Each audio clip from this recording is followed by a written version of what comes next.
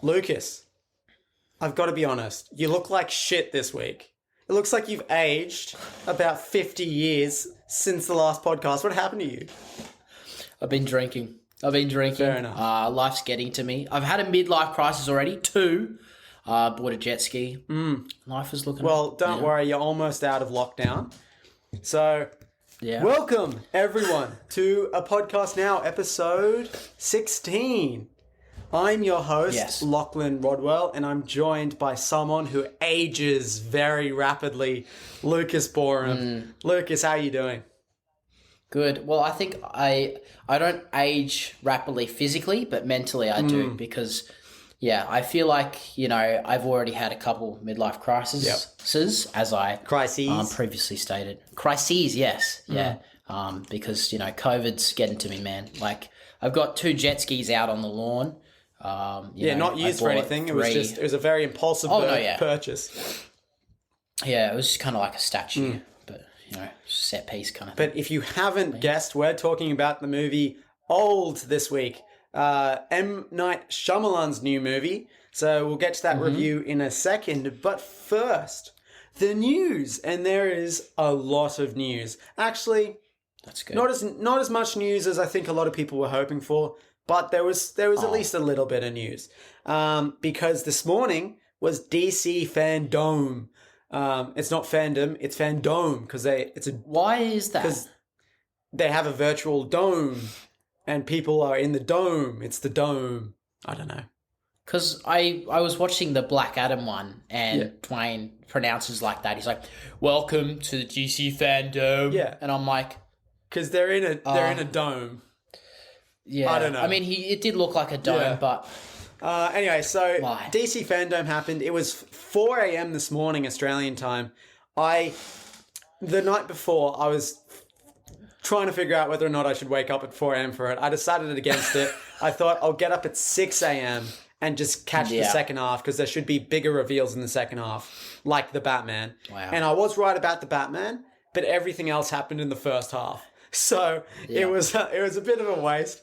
But anyway, so DC Fandome returned this year. Last year it was a big success, and they operated it a bit differently this year. So last year it was like an 8-hour runtime that happened 3 times. So if you missed it, you could catch it again.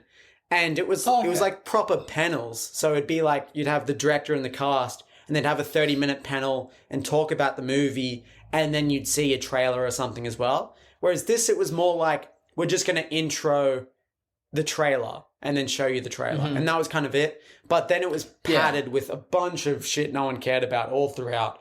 So anyway, if you didn't watch it, good, because the only things that came out of it we'll talk about right now. So do you want to start? Should we start with the Batman? Is that where we should start? Or should we? And well, I haven't seen the trailer. Yes, so the Batman trailer came out as part of DC Fandome. So, and Luke, I've already seen it because I watched it live, but Lucas is going to react to it for us I'm excited. I'm so excited. I'm just excited to see the new Batmobile. I'm not going to lie. Like, to see pictures, to see it in motion and in action. Yeah, exactly. I'm excited. I'm so excited. Okay. All right. Let's attempt to do this. Through the power of the internet, share my screen. Hopefully this shall work. And you should be able to watch. Going live. Okay, wait. I need to... Hi, me. Wait. I need to do a few clicks. Oh, wait. Clickety-clockety. I need to get this view. There we go. Okay, now start. Oh, I was just watching some Casino Royale. No worries. Some Mr. Sunday movies. Okay. All right, here we go. Uh-oh. Looks like that bar out of that famous painting. Oh my god, yeah. Oh god. Didn't even drink his coffee. Poor man. Uh-oh.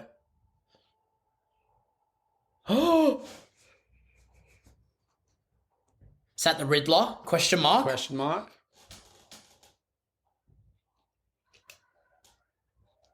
Oh, here he is. Oh my god. He's a bit of a menace. Yeah. He looks huge. He does. He's been working out. Oh.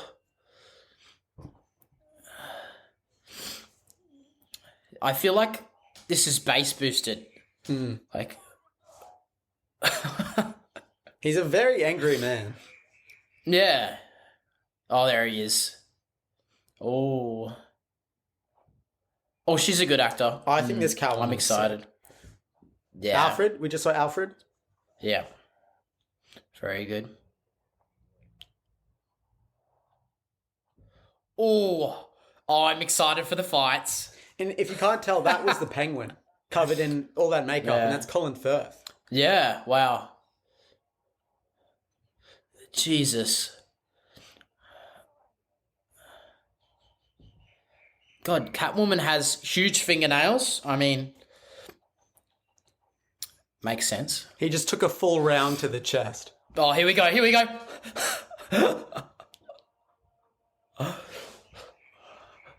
Jesus.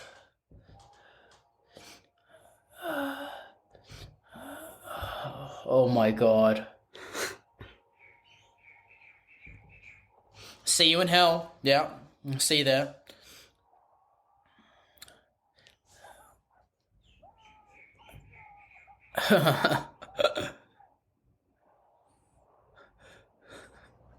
Oh. Literal goosebumps. That's so sick. Oh, God. The Batman. Wow. Fantastic. Wait. Yes. That, like, just that end there, how the Batman comes in over the... Where he's walking to... That seemed very, like, 80s, if that makes sense. I don't know, like, 80s, 90s, superhero-ish. It's got a lot of inspiration from a broad range of things. I mean, a big one is like David Fincher movies like Seven. Like it's that serial killer aesthetic, but with Batman. It's, I think, everyone's blown away by it. It's amazing. I'm excited. I think this will be a huge rival for the Christian Bale, Christopher Nolan Batmans. Honestly, like it seems like it's. I thought it was going to be set like in the 80s, 70s for some reason. Don't know where I got that in my mind, but yeah, maybe that was because I saw the car and it looked like. Oh yeah, because it's like a American muscle car. It's a sick Batman. But yeah, I am very excited. Honestly, like all the characters look insane. This version is going to be one of a kind. That's like they're going for a very specific aesthetic.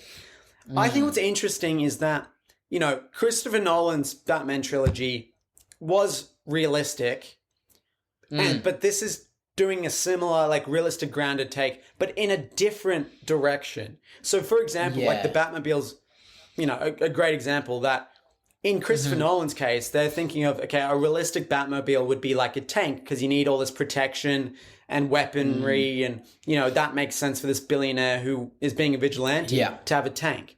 But then this version's like, no. It would make more sense for it just to be a car that he has, right? And he's armored it up himself and it's very, you know. He's got a rocket on it, exactly, for fuck's sake. Right? Like, so, I mean, that's like the past ones, how they've had, you know, rockets on them. Exactly. So it's like both iterations of the Christian Bale version and this Robert Pattinson version are going for that grounded, realistic take, but in very different directions. And even like, you know, say what's more realistic? Is it more realistic for Batman's cape to have this electromagnetic pulse that allows him to glide, or to bring with you a actual, like, what are they called? The flying fox suits? Wingsuit? Yeah, the wingsuits. Wingsuit. You know, it's like this weird, like they're both stylized realism and they go in completely different directions. It's very, for Christopher Nolan, it's more scientifically based, whereas for this, it's more like a stylistic thing. I agree. And I also feel like the biggest kind of, the biggest path that these two films will take is on the villains. I feel like Christopher Nolan villains were, you know, kind of, you know, I feel like they were too realistic, but I like, you know, I still love them. Like Ra's al Ghul, like made sense in the storyline. It was like, I mean, Batman Begins is often looked at as being for Batman fans, it's the best Batman movie of the three, and then The Dark Knight is just the best movie of the three. Because Batman Begins, it does just take... It tells the origin story for Batman, and then you could go anywhere with it. Like, it could have followed up with, like, a Mr. Freeze or a Poison Ivy, but instead they doubled down on the realism. And I feel like this is going to operate the same sort of way, where at least initially it's very grounded and realistic, but there's the potential that maybe they do give us some of the more supernatural elements down the line instead. I hope they do. Yeah. I really hope they do, because, that's what I was going to say. I really hope that this iteration of the Batman really goes kind of wild with the villains, meaning that the Batman will have to kind of innovate in his own ways, seeing, these villains going all fucky and insane. Like, that would be sick. That'd be so cool. Well, however, a movie's just like... this Batman as well, like, a lot of the time in the comics, it's like, what is really the difference between the Joker and Batman? I mean, they're both kind of mentally ill in their own right. And this is just leaning into that aspect of this Batman is not right in the head. There is something wrong with him. Like, he's very angry. And it's like when he's beating up guys, it's like he enjoys that. And it's like when he likes getting shot in the chest, even though it probably hurts, because he's kind of like sadistic and kind of likes the pain. Like, this is a really messed up take, and there have been certain rumors that this Batman actually does have a mental illness. And if that's true, I think that is a really bold new direction to go in. Oh, yeah. Because, it makes perfect sense for the character. It does. It does. What billionaire wants to be a vigilante? They would just want to sit on a yacht all day, and just... A lot of people, lose their parents, and it's very unfortunate. Mm-hmm. But it takes a specific type of person to then become a Batman, right? So I think they will lean into that a lot. And if he does truly have a mental illness, then, that's a great way of, making it a more inclusive and diverse film without having to, cast a black person or a woman or, when you race bend or gender swap. Yes, that's one true. way of making it inclusive, but at times that can feel lazy. But we also forget about, things like mental illness. Like if people have mental illness, they should be represented as well, right? And if there's a hero that 100%. They can look to that has a mental illness and is still a hero, that's great for them, right? So that's a great way of making, a traditionally straight white male more inclusive, or, show a different, do a different iteration of it that is more inclusive by having him have a mental illness. And it works really well with what we've seen so far. It looks like that's a really great direction to go in for this character. Oh yeah. I am excited to see, I really do hope that this Batman also challenges, our morals as well. Is Batman the good guy? Yeah. I hope towards the end that, because, similar to The Dark Knight, how he turned, he had to bite the bullet with Harvey Dent. Break his one rule. But even then, it's like, when you get to The Dark Knight Rises, it's largely forgotten that he did that. That's true. That's true. I think it would be really good, firstly, out of all of the Batmen, there is only one Batman who hasn't killed anyone. Do you know who it was? Not from 1989 onwards.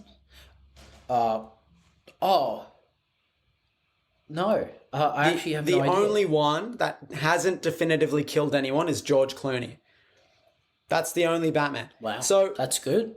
For a character that notoriously doesn't kill, not too accurate, right? So I really hope that this version of the character struggles with his no killing rule, but doesn't cross it. He never crosses it, and that's what defines this version of the character is he really wants to. You can see it in this trailer. There are points where he tases that guy and he's really enjoying it. And he has to show that restraint to be like, no, I can't go that far. So I hope that he's really tested in this movie. I hope the Riddler really just absolutely fucks with him. And, and there's a moment where he absolutely loses it, towards the end of the movie, but then he catches himself. And then, because if you think about it, the hero's journey, if we have a version of Batman that is this messed up, he does need to at least kind of get closer towards being that more traditional hero by the end of the movie. fucking kind of start to show... Like, that's what I'm excited for in this Batman, is to see this Batman kind of go crazy, kind of lose it a bit, kind of do some things that aren't very moral, aren't very right. And, like, we, as the audience, obviously have to go, like, that was kind of fucked up. Exactly. Like, he, tased a guy for 45 seconds and his, like, heart exploded. I don't think he's going to survive that. Yeah, No. Or, I mean, you put this man in hospital because you broke both of his legs in 21 million places. Exactly. And enjoyed it the entire time. And if this is in America, like... Yeah. Hospital fucking bills. Exactly, and there should be some commentary about the fact that a billionaire is beating up poor people. Like, there is something innately wrong with that. Even though they're criminals, why are they criminals? Why have they been put on the streets? It's likely because they've been disadvantaged. And exactly. And that's why I think Catwoman will be that for him, that he falls in love with a criminal, right? So then he has to confide in himself. She looks like a criminal as well, like with the long fingernails. Yeah, like very Catwoman-y, like. But also, like, I feel like it's you wouldn't have long fingernails if you were wealthy. All right, okay, upper class. What are you saying about fingernails? Except vampires, maybe vampires have long fingernails to like fucking slit people's throats, I guess. Well, yeah, I mean, I was kind of... Because I've recently, been doing the Bond movies. Spectre has the guy who has the metal... Dave Bautista has metal fingernails that he does in people's eyes. Anyway, I think these fingernails will be kind of more like weapons in a way. And... 100%. I think Zoe Kravitz is perfectly cast as Catwoman. Oh my God. I mean, well cast. Michelle Pfeiffer did her thing, but it's not really... It was a really weird Catwoman, to be honest.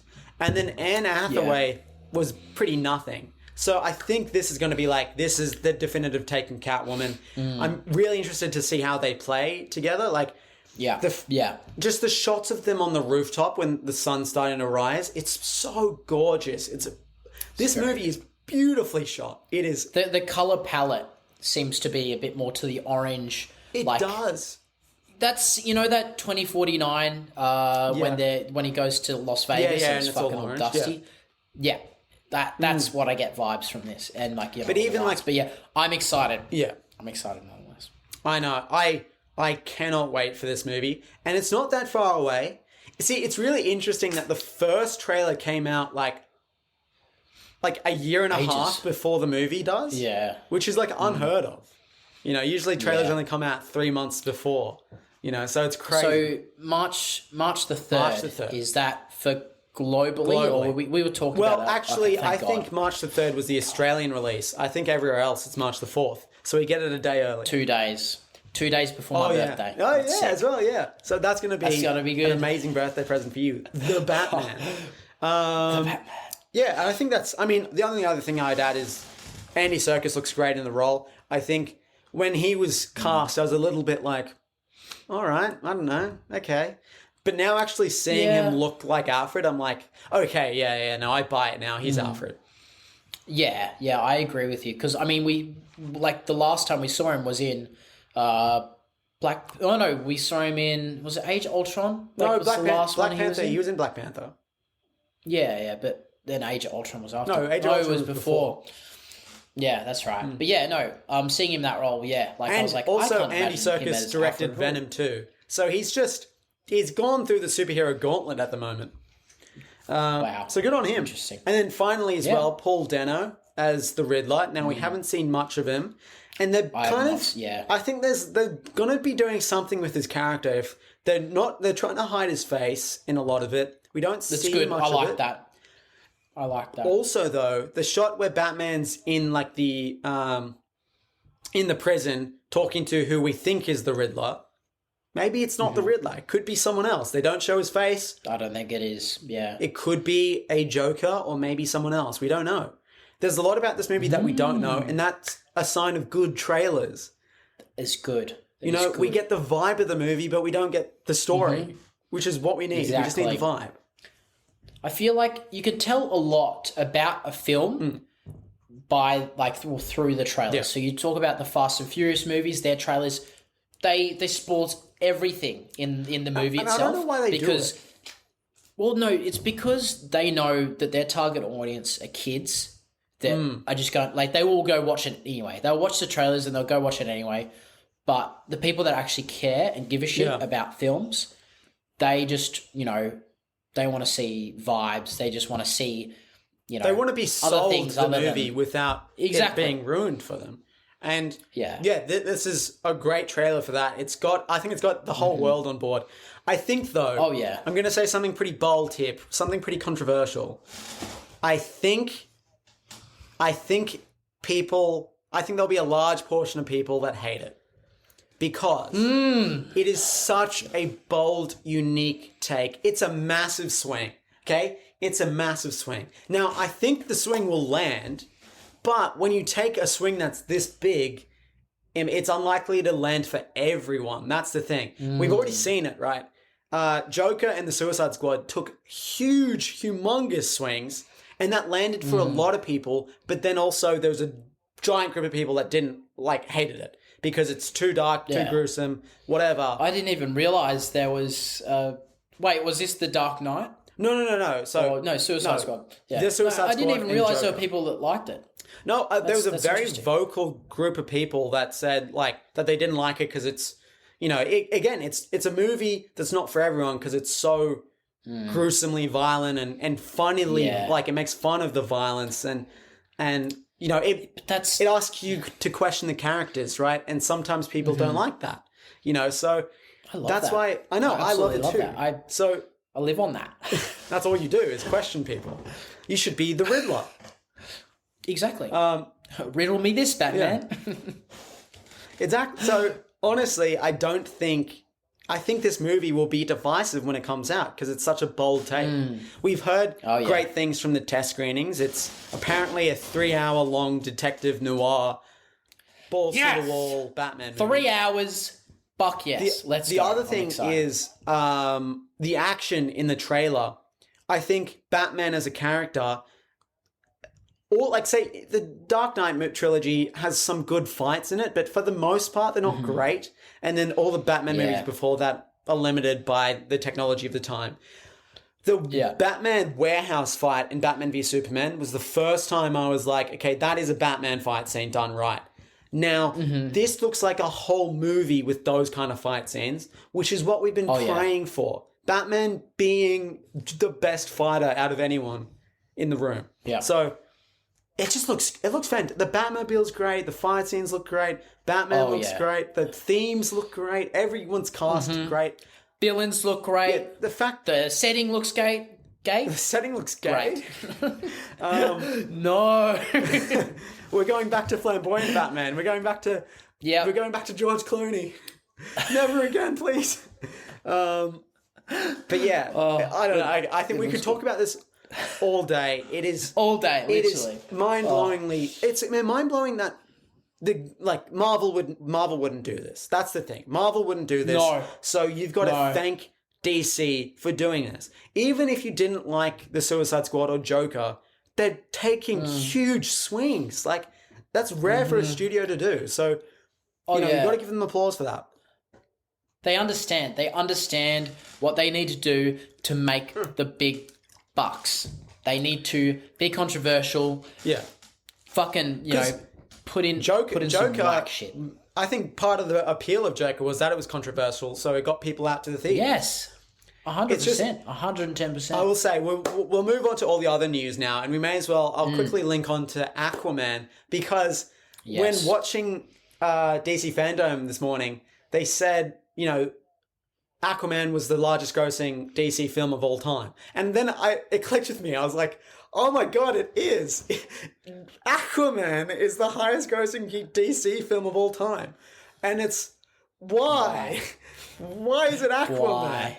Aquaman... The only part I liked in that film was when, he was in the bar and there was this huge biker and he bumped into him. And, you're expecting this fight, and then the biker takes out his phone. He's like, can I get a picture, bro?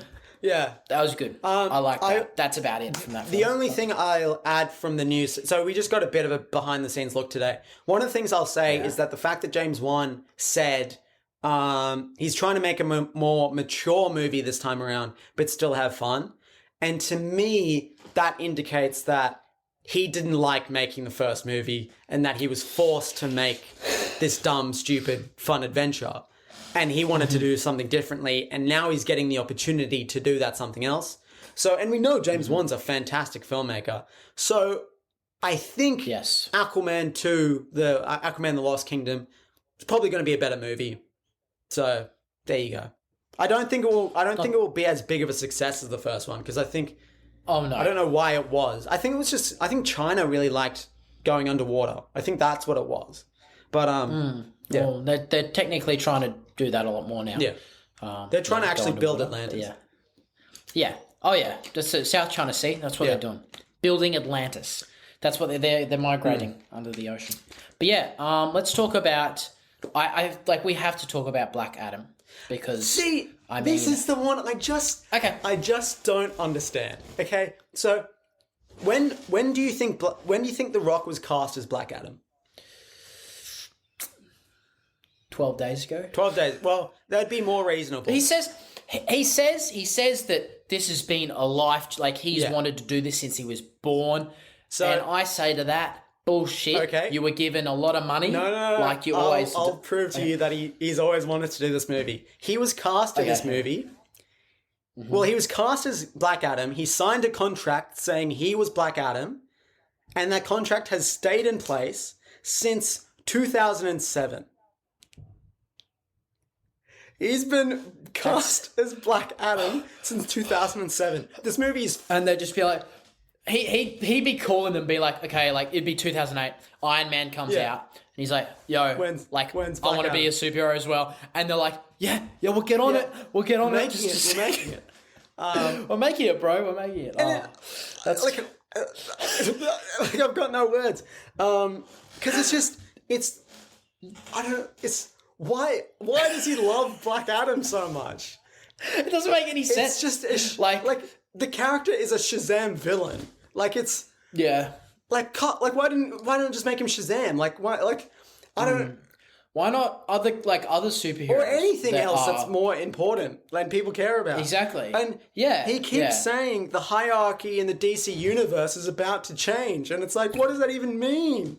It's Black Adam. It's not like. Even Aquaman is above you. Like, fuck off. Yeah, The Rock. Yeah, that's true. There's banking on the fact that it's The Rock. Look, here's the thing. If this is 15 years in the making, it's got to be like the third coming of Christ, okay? And if it's not, and it's just it's just another superhero movie, then what kind of fucking passion project is this? You know? Look, all I'm excited about is to see Pierce Brosnan as Dr. Fate. Was it Dr. Fate? Yeah, Dr. Fate. That should be good. That's because I haven't seen that man in a long while, and I miss him because GoldenEye was a national treasure, and I think he was the best. He's a decent actor, and he's quite old, so this is probably one of the last kind of big blockbusters he'll do. So it's good to see him in it.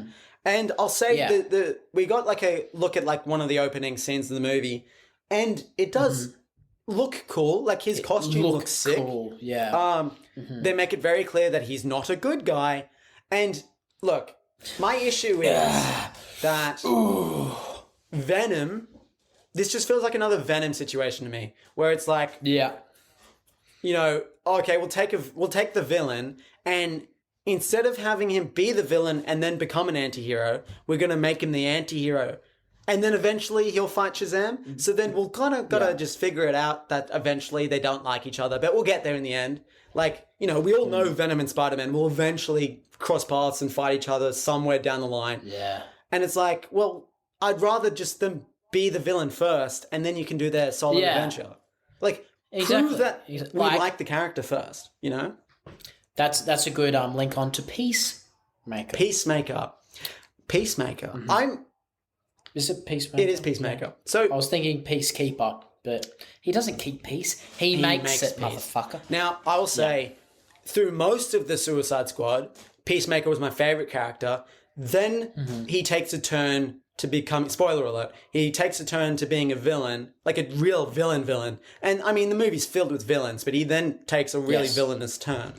And, you know, in a lot of ways, it kind of makes the character irredeemable. So they have to, I think they're going to have to get us back on side with the character. Yeah. You know? Yeah, that is very true. But this gave me a lot of hope, and I'm very excited for, you know, James Gunn to James Gunn this wrote character. every episode. I think there's 9 or maybe 8 episodes, and he How long are they? directed. I think it's 9. Oh no, it's 5. Sorry, it's 5. Sorry, no, it's 8 episodes. 8 episodes. James Gunn wrote them all, but James Gunn's only directing 5 of them. I see. So, but it looks. I'll get James 1 in to do the next I don't actually know who the other James Gunn, directors James are. 1. The James Squared, you know. The Jameses. The Jameses. That's what they call themselves when They're they fucking- talk to WB yeah. execs. It's like, got to give the Jameses a go. Give him a go. Give him a go. All right. Aquaman, Peacemaker. It's just, they go together like cheese and wine. Literally, cheese and wine. But yeah, It's beautiful. the thing I'm excited for Peacemaker, of course, because it's James Gunn in a long format. The Suicide Squad was great. Fantastic James Gunn movie. And we're just going to get more James Gunn off the rails, like not bounded by Disney, being able to do whatever you want. And there was something that Steve Agee, who plays, I think he's called Economos. I don't know. He's the guy with the big guy with the glasses in the Suicide Squad that works behind the desk.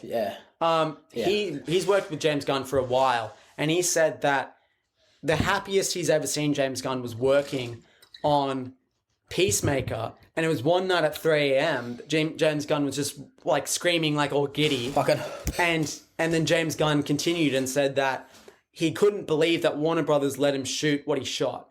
And seeing That's so good. seeing That is what so he did good. in the Suicide Squad, that means he's done something really fucked up. I'm excited. Like I'm really excited. fucked up. Yeah. So look, this is not going to be your typical superhero show. If you're a little pussy baby, Hopefully, don't watch it. it's similar to The Boys. If you've seen The Boys, Yeah. haven't you? I think hopefully it's along the. it'd be a similar vibe. Yeah. Because The Boys, viewers, if you have not watched The Boys, stop this podcast, get Amazon Prime, watch The Boys, because Carl Urban Fantastic. is amazing, and it's a very, very, very good superhero show. The quality of it is amazing. It's brilliant. up there with most movies, honestly, And it's telling its own and- story. You know. Yes, It's yeah, something and you the haven't seen vibe before. is very similar to the Suicide Squad, just in 2 seasons. Like it's beautiful. But yeah, No, exactly. So I'm very excited for more James Gunn, off the rails, balls to the wall. Should be sick. I will say, John Cena again. I don't know how long I can last with him just being an idiot for. So I hope they do something more. we'll see. In the 8 episodes than just being a stupid person. He because he comes from wrestling, and they do act in that. Like that is definitely You're telling me it's a fake? skill. You're telling me wrestling is fake? Wait, I forgot that you think it's real. I'm sorry. like- it's this like is like when Santa I told Claus, you right? Santa was fake. Yeah, fuck. And then I told you about the Tooth Fairy, and you know, you thought the Tooth Fairy wasn't a fairy. It was just this like guy in, you know, black attire, and he had like a Played by The bandana and Rock? stuff, and he just played by The Rock. He'd break into your house and just like, and you didn't even have teeth under your pillow. You just like He'd knock knock him him out. out. You're like, And then, you know what? He'd only give you like $1. Like, he wouldn't even... He wouldn't no. even pay for the He health wouldn't give you- insurance. You know, like... He'd give you an American penny. Yeah. It's like, this doesn't make any sense. I'm in Australia, you know? Yeah, exactly. But yeah, no, I'm very much looking forward to that. Anything else other than the Flash? I mean, Flash and Aquaman. We'll save the Flash for the end. We'll cap it off with the Flash. Fair enough. What was the other one? We talked about Black Adam. We touched on Aquaman. Oh, just Shazam! Fury of the Gods. They didn't show much. It's more Shazam. Yeah. I think Shazam's really underrated as a movie. To me, it harkens back more to the Sam Raimi Spider-Man movies because it's got that like fun kind of childish tone. It does. While Yeah, also yeah. having like horror elements sprinkled throughout. Because of course, what's his name? I was going to say Andy Samberg. That's his name. David F. Sandberg. Is that the director? Not Andy Samberg. Yeah, David S. Sandberg. detective. He's a horror movie director, like, you know, James Wan, but also like Sam Raimi. And he directed Lights Out and Annabelle Creation. So there were moments of horror throughout Shazam that really felt like the moments of horror throughout Spider-Man 1 and 2, and to a lesser extent 3. So I really like the first Shazam. I like Zachary Levi in the role. You know, it should be good fun. I would just rather them... Like, I do like the idea of having The Rock face Shazam. So I would have just preferred if the sequel had Black Adam in it. That's all I'd say. Yeah, it just seems like a weird choice. Yeah. But, I mean, we can't complain. We're getting more content. There's 2 movies coming out instead of 1. And again, so The Rock better bring this third coming of Christ, because it's his passion project working on for 15 years. There better be a difference in the way he acts between River Cruise if he's just and The Rock, Black Adam. Here's the thing, right? He's been wanting to play this role for 15 years, so he must have something in mind. Something's got to be up there. You know? 15 years. If he's just The Rock, I swear to Christ. Black Rock. I don't want Black Rock. I want Black Adam. It's so right. So right. Now... Let me just quickly... I'm now just looking at IGN because I've forgotten everything else. Because they weren't that great. We talked about Peacemaker. I think that's it. I think that's all. I think it's all just we The ever Flash is the last one. Oh, there is... I forgot to send you this, but they're making... So, The Rock is in another DC movie. This one with Kevin Hart. It's The League of Super Pets. He's playing Crypto, right? The Superman dog. And Kevin Hart is playing Ace, which is the Batman dog. Oh, no. It's an animated movie about the dogs of the DC universe. What? Where have these come from? Where have these dogs come from? Are they just... Is this a comic? Yeah, well, they're in the comics, but so Batman just has a normal dog. Then it's like trained to be like a, you know, like a proper attack dog, right? Whereas why does Superman need an attack? Well, no, that's Batman. That's Batman's dog. Oh, sorry. Superman's dog has superpowers and is like, I don't know how. I think it's an experiment. That's amazing. I think it's an experiment to clone Superman or something, and somehow the dog gets Superman's powers.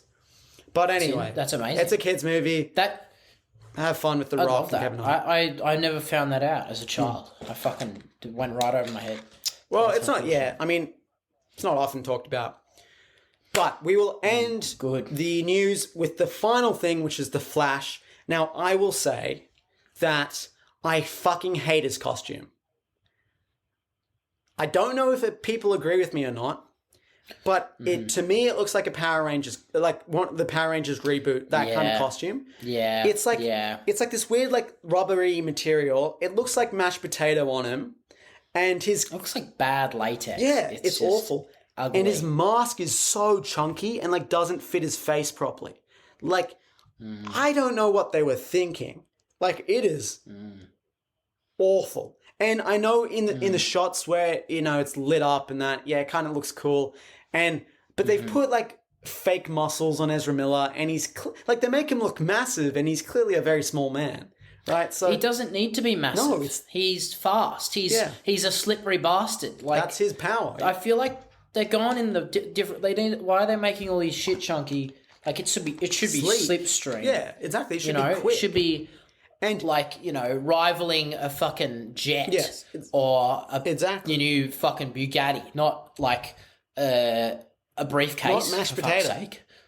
Not, you know, the underside of an 18-wheeler. I know. It's a very strange choice because, look, a lot of people talk shit of the Justice League suit. I like the idea of it, though, as being like these pieces of armor like roughly put together, because it's like, he gets the protection through, you know, when he's running super quick, but also he's able to move because they're all separate parts. So I like the idea of it, but sure, you can streamline it for the next movie. But this is like completely different, and it just looks cheap. It looks so cheap. It's so bad. It's really, and the other thing is like, I was looking forward to this movie because like, you know, it's this multiversal adventure, but that suit's really put me off. It's rubbed me the wrong way. But, you know, there's more to the trailer than just the suit. So there's a few things.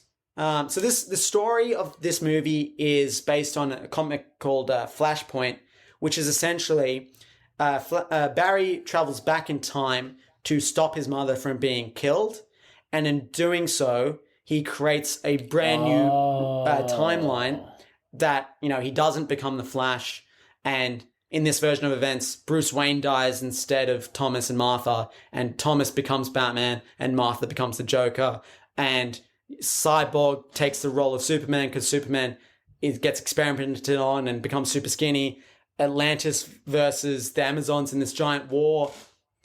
Haven't they made a animation of this? There was an animated movie. I've seen Superman where he's used to be like a power plant, and when he comes out of it, he's like really skinny.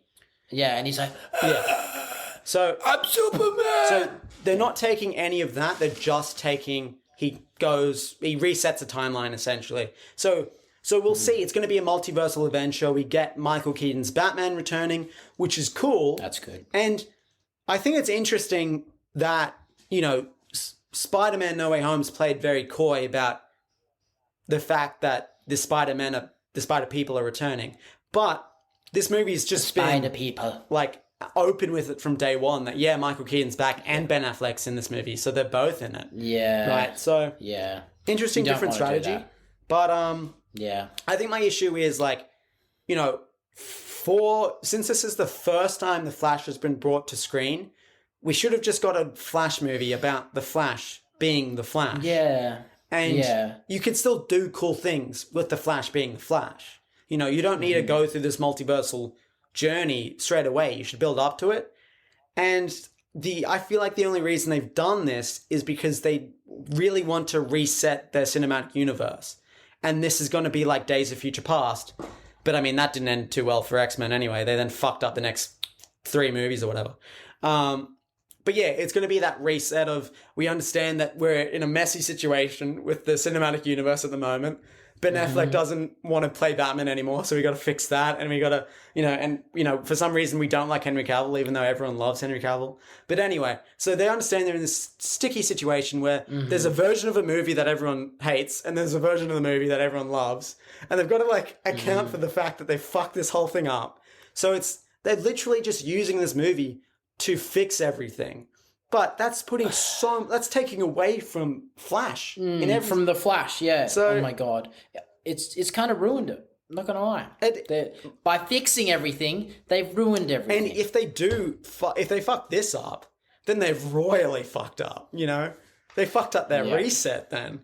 So look, and they can't reset that. No, they can't reset that. So they can't do a double reset. Well, they can just hard reboot. Just go. But yeah, I will say just the one thing to point out is, so there's we see glimpses of Michael Keaton's Batman. We see Sasha, I think her name's Sasha Calle, I can't pronounce that right, playing Supergirl. She's in the background. And then you have 2 versions of Ezra Miller Flash, right? You have the mainline one, who's going to be the one that we've seen in Justice League, and then another version of Barry Allen. Now, that other version is wearing Michael Keaton's batsuit, but painted red and graffitied the lightning symbol on. So it's a makeshift costume. I see. So the implication is that he probably wasn't the Flash and recently became the Flash. So then they had to give him this new costume, just like... Well, that obviously in the mother's timeline, yeah. So interesting. So we'll see... We'll see how it all goes. We'll see how it plays out. See how it all fucking plays out, yeah. So the big thing is this movie's gonna, like, it's not confirmed, but we can kind of guess. This movie's gonna start with Ben Affleck Batman. Yeah. Do you think they'll do Ben Affleck's Batman meeting Michael Keaton's Batman? Do you think they'll have the money shot? Yeah. I think they kind of need it. I think they will. They kind of need, yeah. They kind of will. And it won't be amazing. It won't be like No Way Home, where you'll be like literally shitting and coming in your pants as you're watching. Because Affleck's had such a hard run of it, it's not... Like, if they got, like, all the Bat people back together, but you'd never get Christian Bale. Christian Bale would never agree. Yeah. But if you manage to get everyone... The thing that I don't get is I feel like it would have made more sense to have if you're going to replace Ben Affleck's Batman with another Batman. Yeah. I understand Matt Reeves wants to keep the Batman separate, but I would have preferred if it was Robert Pattinson's Batman that was replaced. Was replacing Ben Affleck. Because now it's like... Because the other thing, and we'll segue into just... There are other things announced. One of them being a Batgirl movie. And they confirmed that... They said, this is the quote, the real Batman will be in the movie. Now, we have no idea which Batman... Because next year, there are 3 people playing Batman. Is it Robert Pattinson's Batman in this Batgirl movie? Is it Michael Keaton's Batman in this Batman movie? Or is Affleck actually going to return? We don't know. It's such a messy, sticky situation that we have so many Bat people now. Yeah. Look, I'm just here wanting Bat people to fight Spider people. So then we see... Oh my God. You know, what fucking side wins, you know? That'd be sick. The Marvel/Sony multiverse cross the DC multiverse. Who would be... Marvel Universe would be stronger by far because they have because they've just gone so far. It depends on who you could get from the DC Universe. I think if you take Zack Snyder's Justice League as an example, that version of Justice League would fucking obliterate the Avengers. Right? You think? I think so. You think? The fact that they just honestly... I'd call it close. I'm not going to lie. Because Thor is really the only godlike one on their team. Whereas this one's got Superman, Wonder Woman, and Aquaman. Yeah. I've forgotten about those 3 that are literally imperative. And also Cyborg in that movie's OP. And the Flash can just reverse time. That's true. That's true. I mean, but... You've got Doctor Strange, who can also reverse time. If he has the time stone, are the Infinity Stones at play? Well, let's say no, because then I feel like... Well, then he can't... That's not their raw power, Is you can't just have all your shit on a stone. Yeah. But then that gets rid of Vision, who's also, godlike, but, I mean, he's fucking Anyway, I don't think they'll ever do that, but that would be sick if they did cross paths. I think if Marvel were to do it, they'd wait for DC to kind of sort their shit out. But yeah. Anyway, so that has been our review of all the goodies from DC Fandome. That's good. In short, Batman looks sick. The Batman specifically looks sick. Yeah. And then everything else, we'll see. So now... Except for fucking Peacemaker. That of course. Peacemaker looks sick. Yeah. All right. So we must move on now and talk about M. Night Shyamalan, who is he's a pretty prolific director. He's got a pretty low batting average though across the board. I think he's made more shit movies than good ones. And here's the thing with M. Night is he's a competent director, right? He knows how to make a good looking movie and if he has good actors in it, then, the acting will be okay. He's not great at writing dialogue. Sometimes lines can sound a bit jarring. But across the board, he's a competent director. The issue is always with the concept. He either nails the concept or he completely fucks it up. Okay. What did you think he did in this movie? So, that was a long lead-in, but we're talking about the movie Old that came out on digital this past week. And I feel like everyone kind of understood the concept through the trailers. You know what I mean? Well, yeah. It's hard to hide. Firstly, because of the title. And secondly, if you watched a trailer or just heard about this movie, I feel like you'd understand what's going on. So I think we'll just talk about spoilers. The thing with M. Night Shyamalan is it's always about the twist. Now, in cases like The Sixth Sense or Unbreakable or... Split wasn't as twisty, but, Split, or even The Visit. The Visit's all right. That's kind of the cases where M. Night's done it right. But then even Glass, he completely fumbled that movie because he was unwilling to give in to the big scope of it all and instead makes, this smaller thing. And okay, but in the case of Old, the core concept, right? M. Night Shyamalan lives by the core concept of the movie. The core concept is so interesting.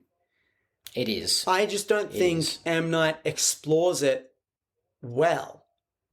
Because the horror of rapidly aging should be like, because it's scary in its own right that you're losing you're losing life every 10 years are going by. And at no point do any of these people say, wow, this is a bit scary that we're losing this time. It's like, no, they get caught up in trying to solve it. But no, you should be freaking out. Like, oh my God, I'm rapidly aging. I'm losing my best years in my life. And really indulging the fact that that would be terrifying. You're right. I feel like the only kind of character that does is the mentally ill ones. They kind of fucking lose it a bit. I can't remember their even then, it's like names. They don't acknowledge the fact that they're aging rapidly. Like they don't ever talk about like this is happening. They just get on with it. And I would have preferred just a bit of discussion that, oh shit, like what are the implications of racing towards your death? Well, I feel you are racing towards your death, but I feel like the part that scared me was the pregnant scene. Well, I when thought that was she so fucking walked funny. out. Like I thought that was a great decision. Like, and she was pregnant, and all the parents were like, "Fuck!" But I did like the idea that these kids were like, 6 or 5. I can't remember. Yeah, really young. The girl that gets pregnant, like really, really young. Which also makes me like think some of the words they say when they are older like don't make sense for a 6-year-old. See, and it's tough. They play.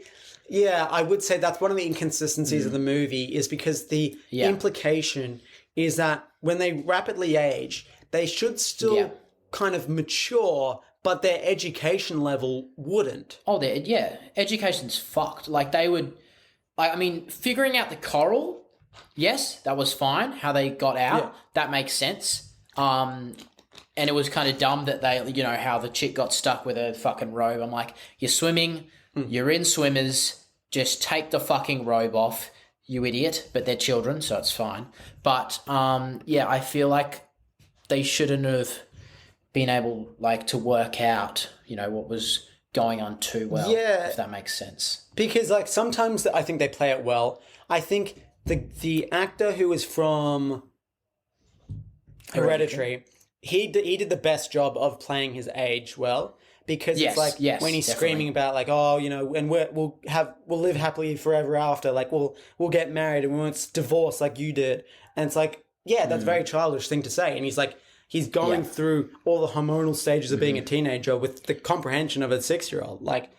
Exactly, that was played well. But yes, let's also talk about the good points of this movie. First of all, the children, at the very, very start, do child things, like how he meets the friend at the water stand, and they they just go around and they ask what everyone does. It is convenient, but I also think that's what kids do. What is your job? That's what kids do. I know, but it's a bit of a cop out. It's a bit of M. Night was like, I had to do this. Yeah. Okay, fair enough. But I liked it. I was like, they're being funky kids, exactly. They're young. When you're watching it for the first time, you just think, they're kids being kids. It's only at the end that you're like, oh, for fuck's sake. Yes. That's true. I liked it. I liked all the little clues, how she found the place online and it looked fucking amazing. Yeah. You wouldn't find this place online. Well, so we should actually quickly, we did a bad job of explaining the story, but essentially this family comes to this hotel on the pretense of having a family holiday. And then they're taken to this kind of beach to have a bit of a beach day. And then suddenly that's when they start rapidly aging. And they've got to try to figure out how to escape before they die.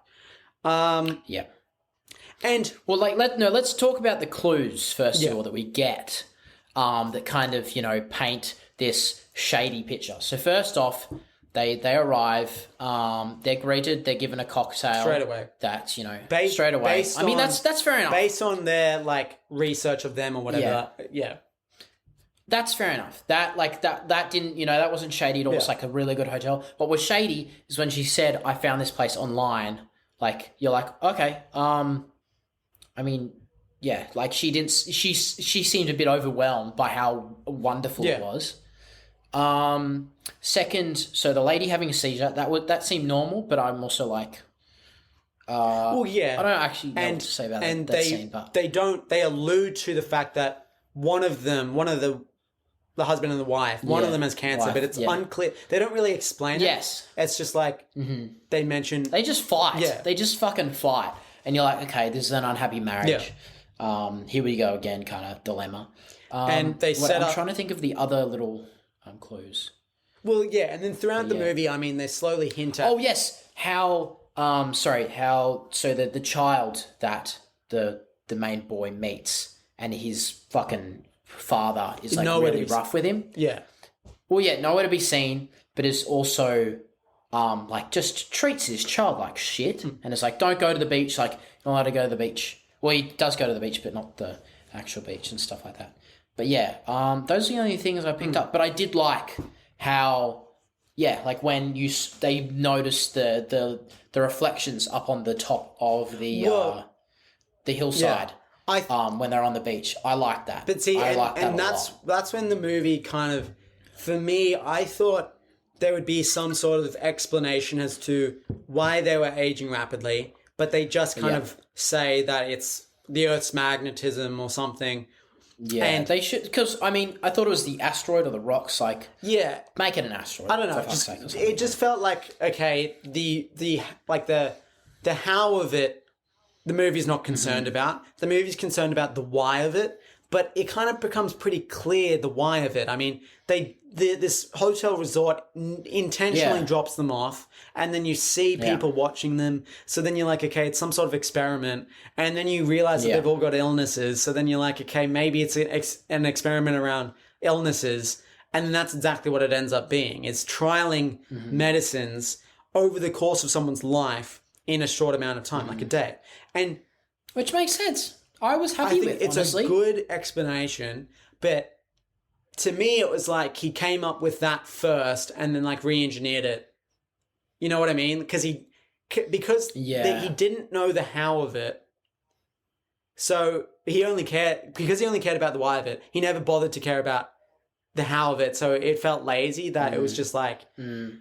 It's definitely done better in, say, Interstellar, where they fucking, go down to the planet, the big wave planet, and then they come back up. And we don't see the guy age. Well, he ages a bit, but like he's more like freak the fuck out. You know? And he was like, I thought you guys were dead, kind of thing. And the thing with that's a great example of how they do actually talk about the effects of aging, right? And what that actually, the implications of that. And I will say that the old people makeup in Old, I don't think is that... See, they make... Dog shit. They make a weird choice. They make a choice that your hair doesn't age, which... Yes! Sure. I was about to say that. Sure, maybe... Almost, because it's dead. Dead cells. So they explain why, but I think it's a bad choice. Because it just doesn't... It means that these people don't end up looking that old. Exactly. It would have been scarier. Like the Asian dude that went for a swim... Yeah. I don't think he aged a day. Or the black rapper dude. Yeah. Like he'd been there in the morning. He'd been there longer. Or longer. I think maybe he went from 30 to 40 to 50. Yeah. Like that's about it though. Like he'd been there a lot longer the main husband and wife, by the end of it, when they're dying of old age, they don't look that old. It's like... Yeah. I was expecting his hair to go grey and fall out. Like I would have liked that special effect. Since we're expecting it, it just felt like that should have done that instead of explaining why your hair... Because no one's going to be like, actually, your hair wouldn't age. It's like, who gives a shit about that one person? Exactly. You know? But I did like how his vision went fucked, because that obviously happens, and her hearing went bad. Yeah. See, that was fair enough. Visually, the makeup and that's pretty bad, but they show the effects of aging really well, and that's terrifying. Especially since all of these people have illnesses, it also makes it scarier. Like when the tumor's growing and it's just a fucking football now, that's terrifying. Yeah, that is terrifying. Right? And I love how they because I was thinking when they were cutting it, I was like, oh, this is sick, because then they'll sew it up and it'll just fucking heal instantly. Yeah, but then they can't even cut it open because it heals too quickly. Yeah, that's true. That's why it was cool. It was cool. Some of the deaths were really cool as well. Like the fact that the woman with the calcium deficiency just starts crumbling Yeah, fuck. That was That's terrifying. scared. Well, it was freaky. It was freaky. But yeah, no, it was definitely like, this is terrifying. Yeah, and then as well, there's the doctor dies of tetanus, which I thought that's another cool like showing these rapidly happening deaths. Yeah, that was sick. It's so cool. So the movie does that really well, and it does scare you that way because And I was just gonna say it's not a traditional horror movie, but it is still scary. That's true. That is true. It isn't like I didn't go into this being like this is a horror movie, but those two deaths definitely were like, yeah, this is freaky. But I did really like the part at the end where the parents are dying of old age, and one of them gets dementia. Yeah, where he like starts forgetting shit. And he's like, I forgot the word for what I feel for you. That was so sweet. And then they just die. I was like, that's what I would do in that situation. I would just cop it. Yeah. Like, I would just be like, well, fuck. Like, at least I get to die on a beautiful place. And that's also what he said. I was like, thank you. You start feeling like an old person and being like, yeah, time to go, So. Oh, yeah. You'd be like, well, I'm not getting out of this. I don't want to live like, I don't want to be old. I was just young. Like, fuck this. Yeah. But yeah, I feel sorry for the kids. No, though. and I will say they get dragged into it. I'll say that they do a good job casting the kids as they age, especially the guy from Hereditary. He's a fantastic actor. But I think that a lot of the other actors aren't like the main husband and wife. I think were a bit like they weren't great. I felt like they were reading lines of dialogue a lot of the time.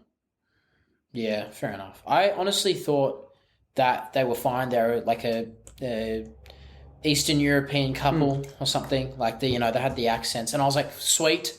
Like I liked the interactions, like with the dad and the children, and and the interaction when they were having like this kind of discussion of like the wife had cheated on the husband. And then also the interaction with the daughter and the mum, and how the mum confessed to the daughter. I really like these moments, honestly. Yeah. Everything with the main family was really lovely. I would say that, M. Night can kind of struggle sometimes at, having human moments. This movie has a lot of good human moments. So it does. But yeah, I really love the actress that plays like the middle-aged sister. Who's from Jojo Rabbit. No, exactly. And that was that the same time? She was really good. The guy from Hereditary was the brother. That was the perfect age. Well, she was also. It was weird because like the brother was one actor. And then the chick from Jojo Rabbit came. She continued to be that actor, and then the guy changed to the dude from Hereditary. I think that's and then changed again. I think that's I think it was because the aging would have been... She was older to begin with. That's true. That is true. Because she was probably already kind of close to being a teenager. Right, so there wasn't that much to go, whereas for the other kid... Yeah. And, I don't... the only other thing I'd say is, I just don't like... I'm sorry, I just don't like M. Night Shyamalan... cameoing in his movies. In the movies. Because he's not a very good actor, right? He's not... He's not Quentin Tarantino. He's not Taika Waititi. Yeah. He's not even Jon Favreau. He's... That's true. John does a very good... Very good job. But I feel like the part he played in this movie was fine because he's playing like just one of those hotel dudes that just drives a fucking van. He's the guy observing, works though, so it's like he's the one taking it's like I've been watching the entire... I'm the director and I've been watching the entire time. You kind of want him to be a bit creepy as well. Yeah. I feel like that character. But I feel like as a van driver, he played his part. Like just a guy that just doesn't give a shit about... I'm glad that he gives himself small roles. Yeah, that's true. Because, he does have a very flat face of like, oh yeah, so get out the van. He's like, you got your passports in the locker? That was a bit sus. I was like, yeah, because they want to fucking just... It is very shady, but I mean... But it's plausibly shady. It's plausible. They're doing it for the lives of, a lot more people. And I guess, like, at the end of the day, it is a bit of a moral dilemma. Like, is is what they're doing wrong. And of course it is, but if it's saving... Yeah. I feel like they should do it easier. Oh, sorry, they should do it legally via getting, volunteers human and test telling them subjects. what's... And saying... Yeah, and telling them, We'll test you over, an hour, and that's 10 years. And that'd be a long enough time for testing a lot of drugs and that. So that...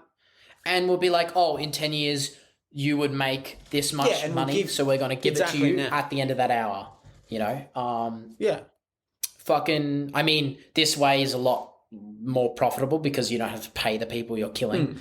But, yeah. Yeah, because they just go missing at the end of the day. They're like, oh, it's fine. We'll do a moment of silence. I will say... Okay.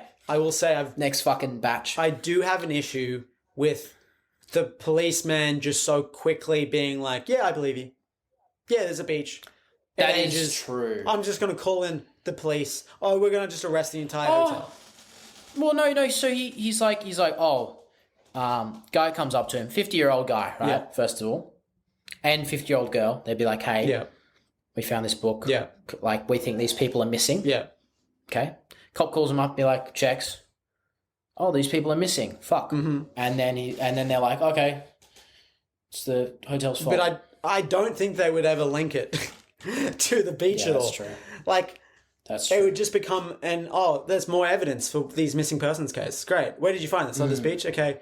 And they might go to the beach and then rapidly age and die and go missing. And then, I don't know, like... Well, they'd be like, go there with a helicopter and you'll be fine. But then they wouldn't see the effects of it. See, I like... the helicopter would, it'd rust. They just needed to wrap things up quickly. I get it. It's a movie. It just was like, to me, I was like, I would have preferred if they revealed the twist and the main characters just had to live with it. And there was nothing, no one, but like they went to the police because they're kids, that makes sense. But then the police didn't believe them. And then they just had to accept their fate. Or maybe you kind of, Yeah, that's a darker... Maybe you kind of set up a sequel and say, now they're going to try to stop these people. Or I don't know. But I would have preferred, because, I don't know. It felt just like when we're tying it up into a neat bow. Yeah, that's true. But yeah, that's all I have to say about that movie. So, I thought it'd be funny, since M. Night Shyamalan loves a twisty, we're going to go through and rank all of his twisties. From least good to good. And so I haven't seen all the M. Night Shyamalan movies, but I don't care about spoilers. Neither does Lucas. Yep. So neither do I. I hope you don't either. So starting off at number 10, The Happening, starring Marky Mark himself, Mark Wahlberg. Now, the premise of The Happening is that a science teacher, his wife, and a young girl struggle to survive a plague that causes those infected to commit suicide. Okay? So it's a bunch of people... I remember that. Who commit suicide. The twist is that the sudden spike in suicides is revealed to have been caused by the Earth's plant life. Yeah. Why? Because nature is trying to annihilate humanity before humanity can wipe out the world in an ecological disaster. That's number 10. Fair enough. Having not watched the movie, yeah. Yeah, I haven't either. I mean, but I knew the premise, and it was sport. Again, it's a premise that relies on its twist, and that twist. Yeah. The Earth is attacking us. Plants. How do we fight back? We can't. So because if we destroy the Earth more, then they'll just fight back harder, bro. Yeah. I don't even know how they would even figure that out. I actually kind of want to watch The Happening now.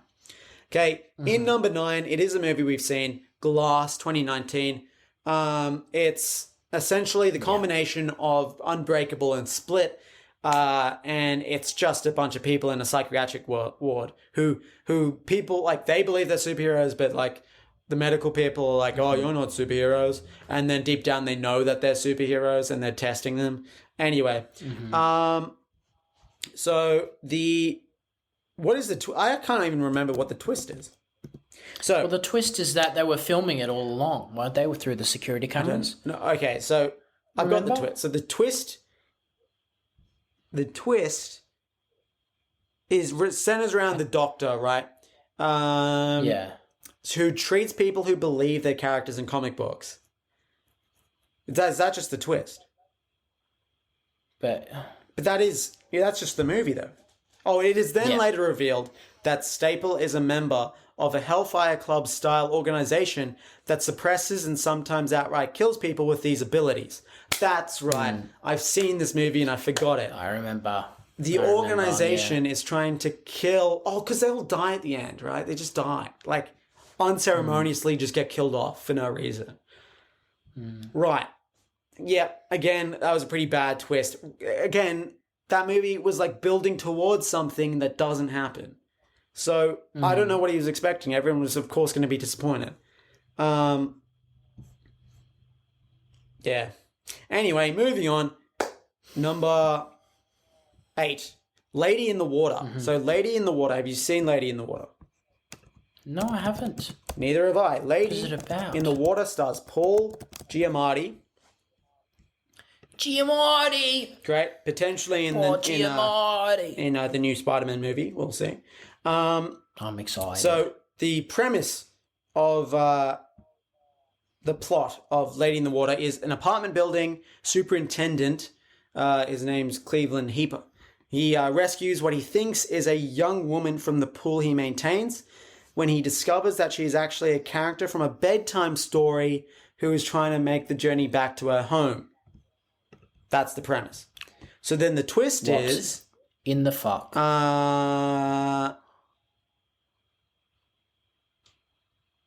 The protagonists in this fantasy film discover that...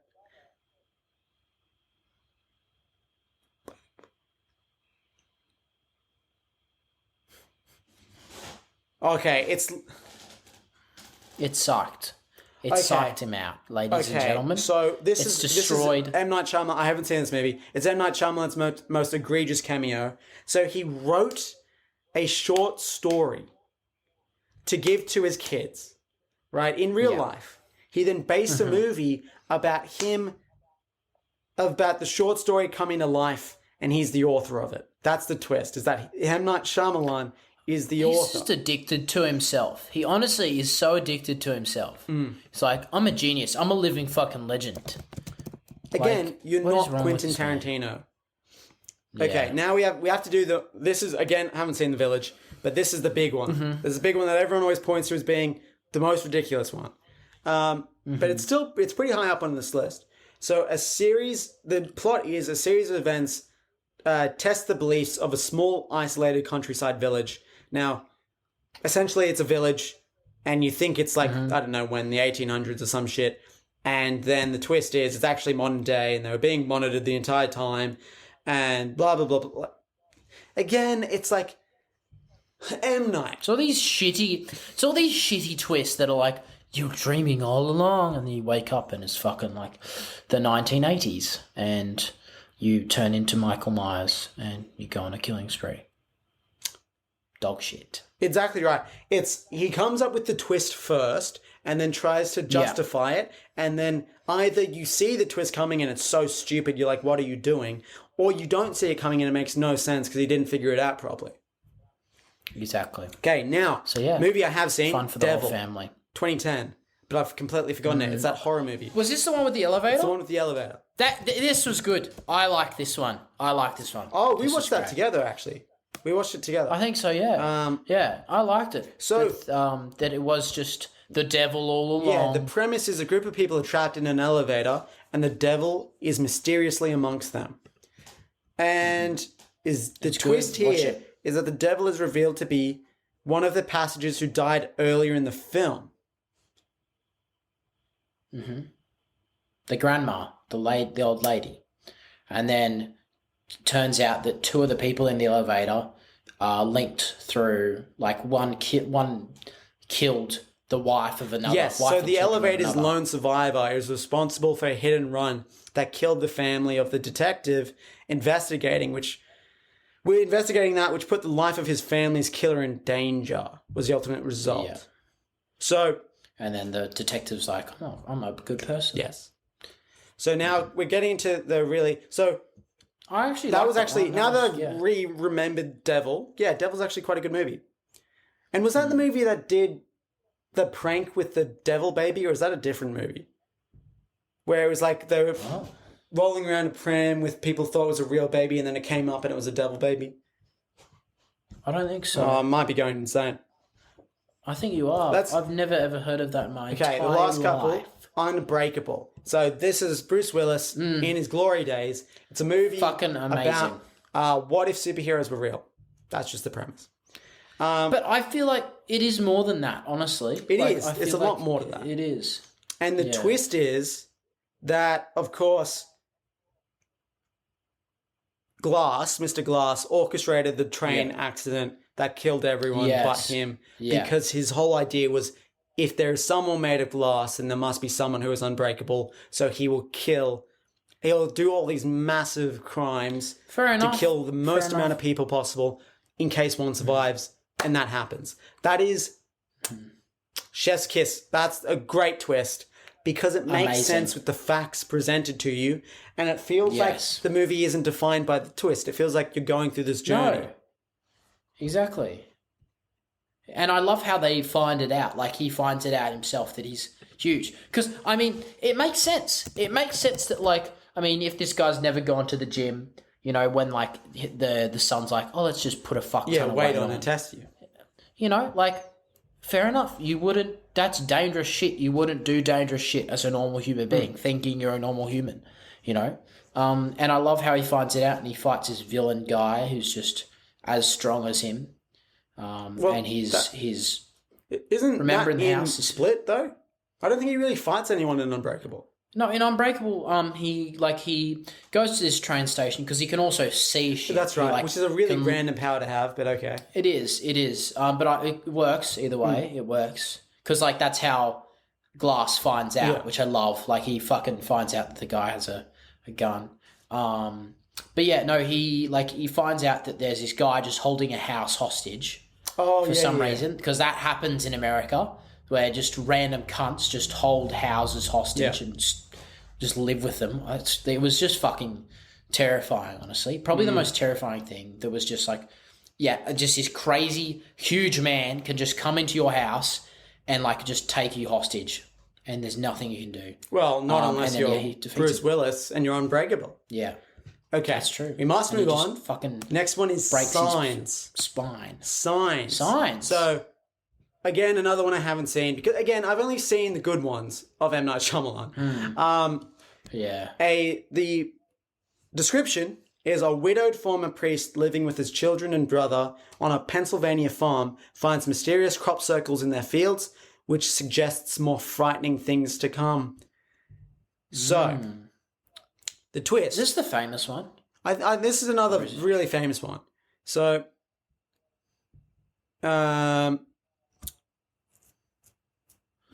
twist. It's not aliens. At the center of it, right? Mel Gibson's in this movie. At the center of all of it, yes. Okay, the preacher Mel Gibson, who has lost his faith after losing his wife to a tragic accident. He risks losing his two small children and his brother, Joaquin Phoenix. I knew he was in this movie. To a mysterious alien threat, slowly pushing its way towards his farmhouse, right? And the preacher then rediscovers his faith, thanks to divine revelation that every moment surrounding his wife's death and its aftermath have been setting the stage for a fateful showdown with the aliens. So that's how he gets his faith back, is like, everything led to me fighting these aliens. Yeah. There are no coincidences. I need to watch that. I've only seen the meme of Joaquin Phoenix seeing the alien on the TV and him going, oh, wow. And the kid's like screaming.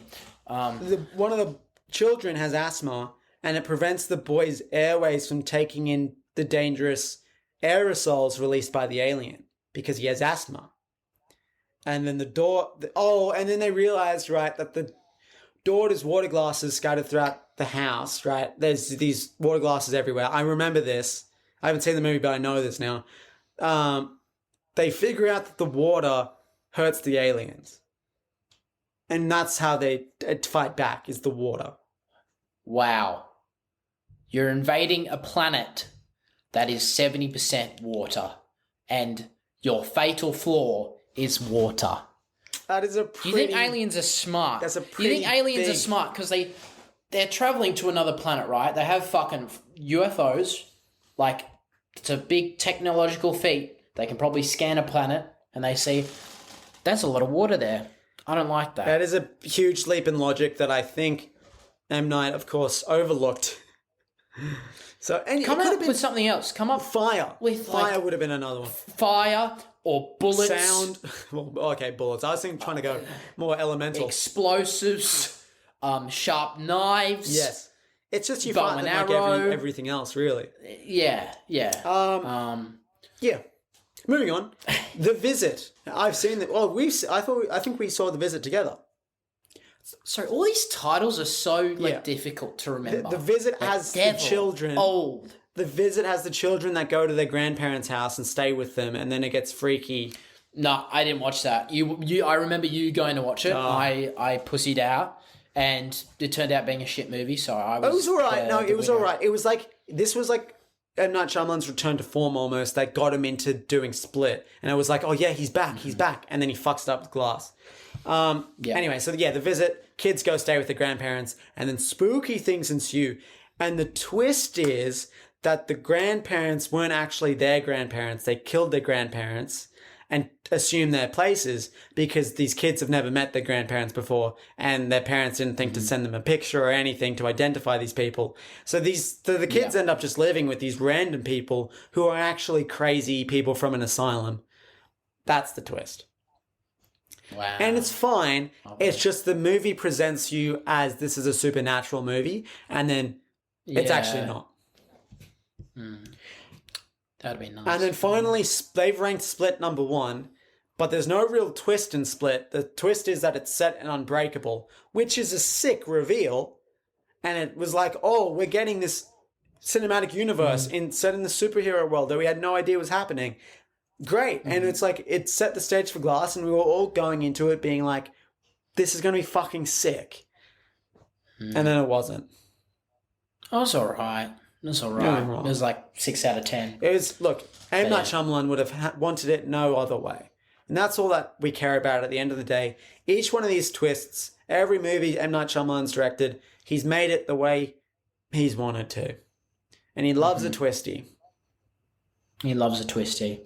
We should fucking send him a bag of twisties and be like, suck on this, you shit. Exactly. No, I'm joking. He makes good films.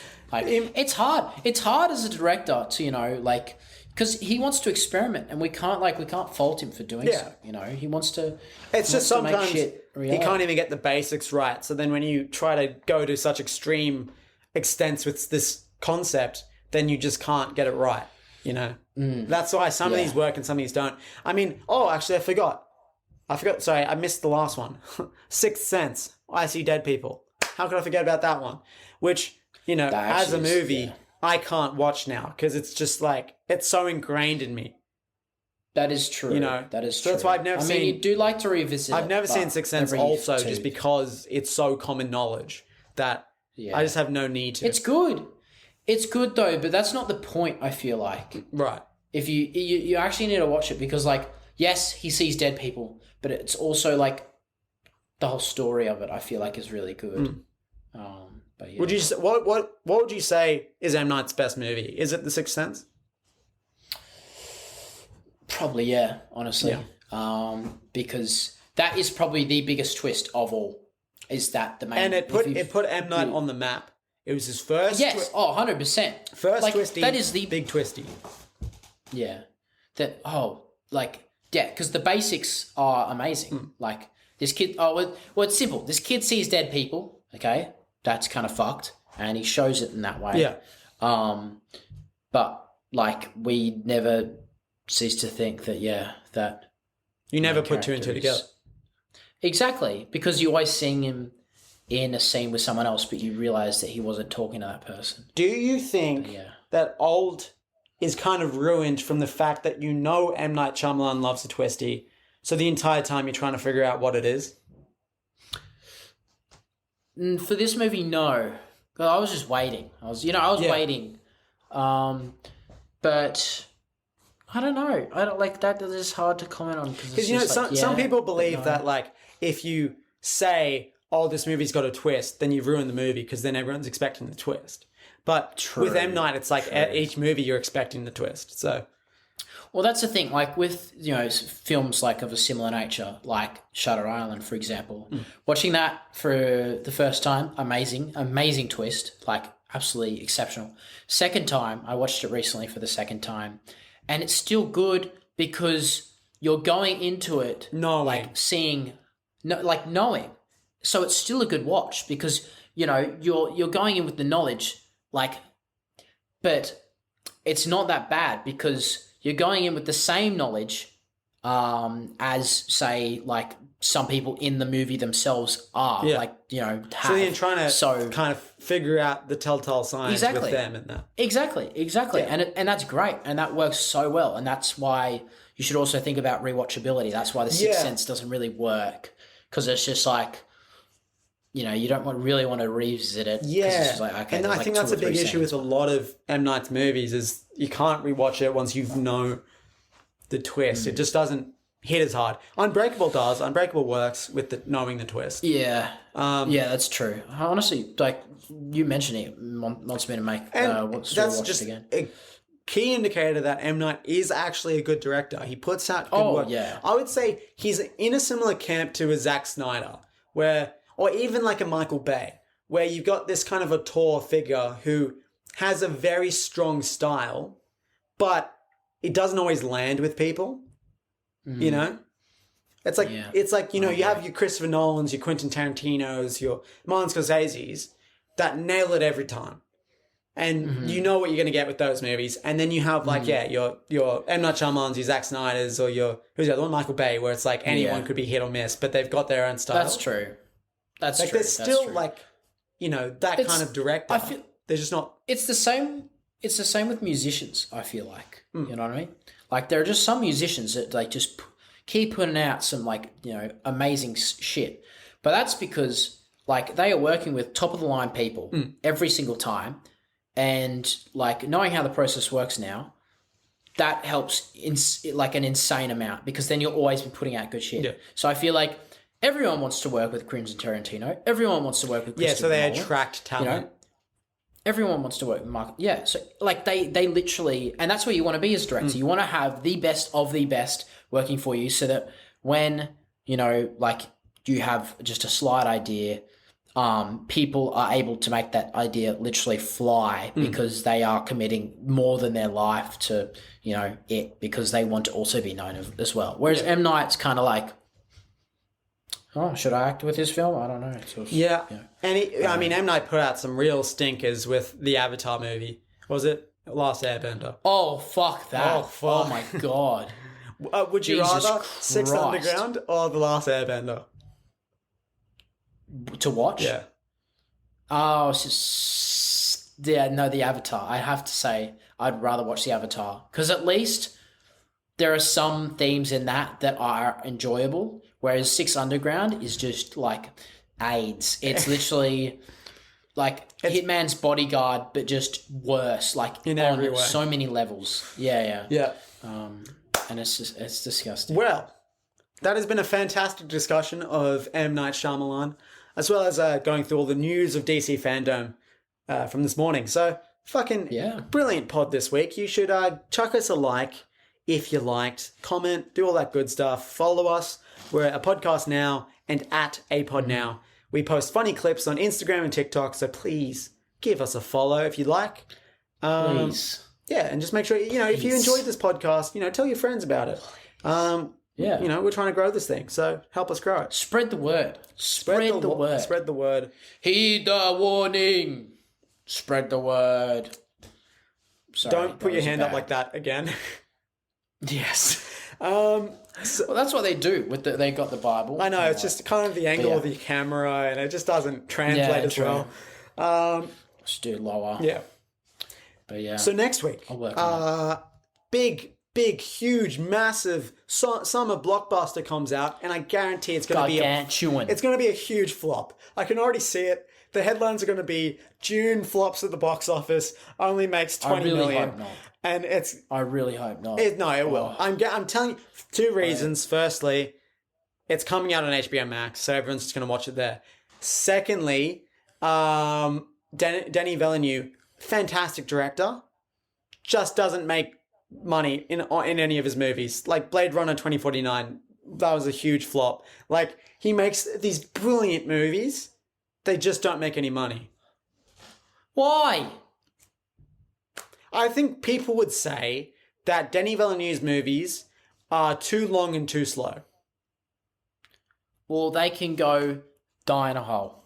So, and on that note, we'll see you next week. We'll see you next week when we talk about Dune. Thank you very much for watching. Bye.